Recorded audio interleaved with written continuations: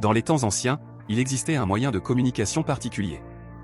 Il suffisait de placer un mushi appelé uro avec la lettre dans un cocon, puis de le sceller. Peu importe la distance du destinataire, la lettre arrivait en un instant. Mais dans ce procédé, le rôle le plus important était celui du messager. Or, le messager de cette génération était déjà très âgé. Et il ne trouvait toujours pas de successeur digne de ce nom. Car devenir messager n'avait rien de simple. Il fallait d'abord posséder le don rare de voir les mushi, pour trouver un héritier doté de ce pouvoir. Le messager sortit une bouteille vide et la montra aux gens. Mais aux yeux de la plupart, il n'y avait absolument rien dedans. Pourtant, aux yeux de ces deux sœurs jumelles, on pouvait voir ce mushi appelé uro. Le messager retrouva aussitôt espoir. Il décida sur le champ qu'à leur disant,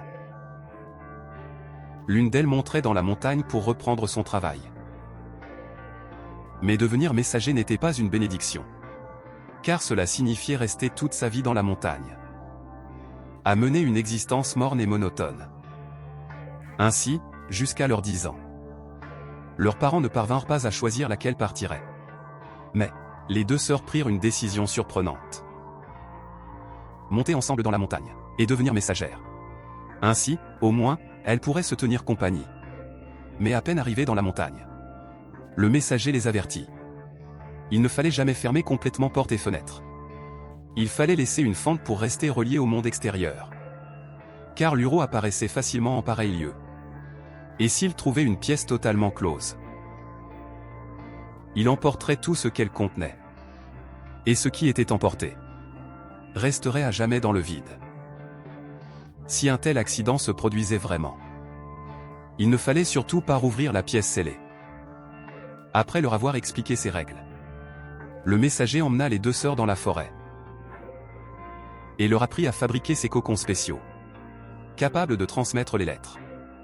Il suffisait de faire tremper les cocons de mushi dans l'eau chaude, puis d'en extraire tous les fils, avant de les reformer en deux cocons séparés.